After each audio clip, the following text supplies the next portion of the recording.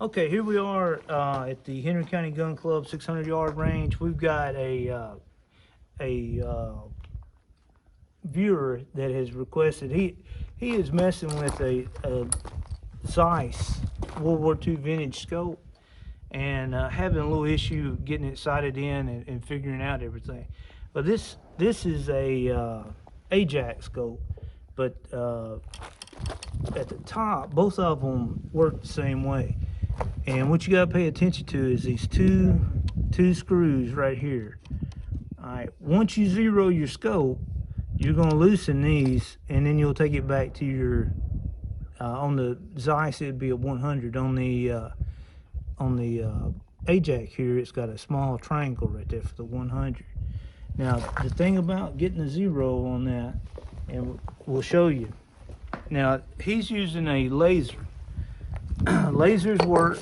A lot of times they don't get you in there like you want to. And I hope we can get Ken's scope. Well, we can't get his. Yeah, you can push down on that rest, Tony, and I think it'll clear it.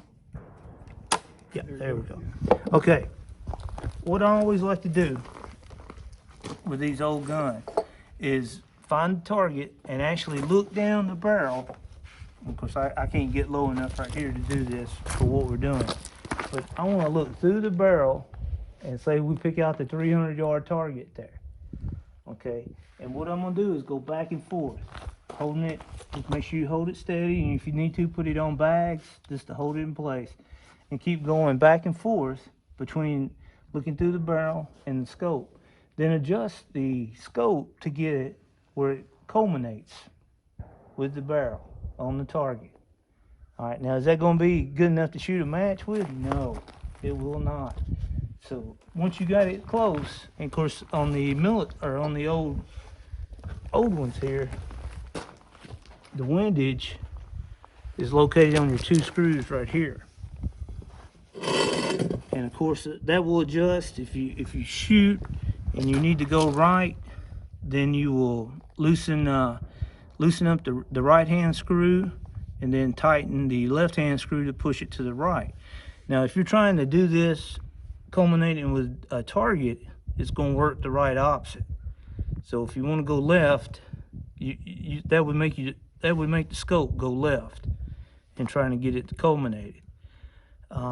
Not to try to confuse everybody, but that's how it works on the inside.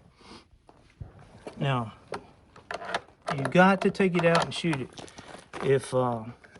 If you're using the laser or the method just like I talked about right there, it's going to get you close, but it is not going to be anywhere near. But once you do get it zeroed, and guys, with these, don't be afraid. We're a modern scope. Within 3 rounds, I can easily have a modern scope zeroed. These are not going to be that easy. They are not going to be that easy. So you got to work that elevation and the windage going through the screws. Now one thing that you need to remember, let me pop his off of here. Well, I don't want to toss it out the back. Yep. Might be on there pretty tight. Yeah, Ken probably used a little bit of a hammer to hold it on here, but yeah, he's got it too tight. But there is a screw up underneath this front mount. Okay, you got to make sure that that's loose to do your adjustments. Now you can get it too loose where it'll rock, but you want to loosen it just enough that where the scope can pivot left and right. Tony, I think this is kind of torqued down here, and that might be what's keeping it in place. That should, yeah, you may have it, but we won't mess we won't mess with it. But like I say, there's a screw underneath there, and this is essentially a German short side rail. Okay, the long side rails, all of them work real similar, but you got to loosen up here, and then you can make your adjustments back here.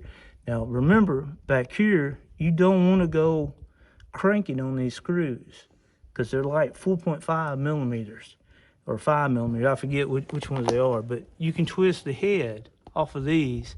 And don't ask me how I know. Amen, brother. Don't- That's experience talking. Yeah, don't ask me how I know, but you can get the twist the head right off of them. AccuMounts has screws, and of course some of the European guys you can get screws from there. And then you can make your left and right adjustments, and then once you got that done, take the mount off and tighten that screw back up. Okay, then focus on getting your elevation set, because the windage is the hardest one to get set. And like in this case, when you're zeroing, it doesn't matter where this pops up at. You're not worried about it. And also your reticle ought to be high into the scope if you're shooting at 100. But once you got it in place, and I'm gonna put his back at 0, but loosen these 2 screws right here, and then rotate your ring around. This ring will move. And once you got it set at the 0, or in this case at 100 meters, then tighten the screws back up, and then you should be good to go. Now, if you go to 0 and your reticle is, because these are not self-centered reticles, you can see them move as you do the movements in them. And if your reticle is already way down at the bottom, that means you've got to alter your mount. And a few ways you can do that. You can put a brass shim up under this, because you're going to want to bring the back end of the scope up. So you put a brass shim under here. All right, take the rings off, put it right under the scope. All right, and that'll raise it up, and that should get your reticle up higher for 0. And you'll have to go through the process again. I hate it, but that's just the way it is. These take time to get them in and get them going. Now, if you shim it, you can only shim so much. Then you're going to have to do something with your base down here. Now, if you got a sniper that wasn't made in a factory or something like that, there's a good chance that somebody didn't get your base culminated to match up, which doing these and building them is a delicate process, and to do all that. So the base on it, if that was the case, you'd have to take this off, fill in the holes, and then get it tilted up in the rear just a little bit. And like I say, you're just talking about a few degrees, goes a long way, and then re-drill your holes and mount it. I hope this helps. This is a tedious process. The good thing about it, once you got it set, it's probably not going to go anywhere. And that's what I like about it. But with that, thank you, and we'll see you on the Lacey's range.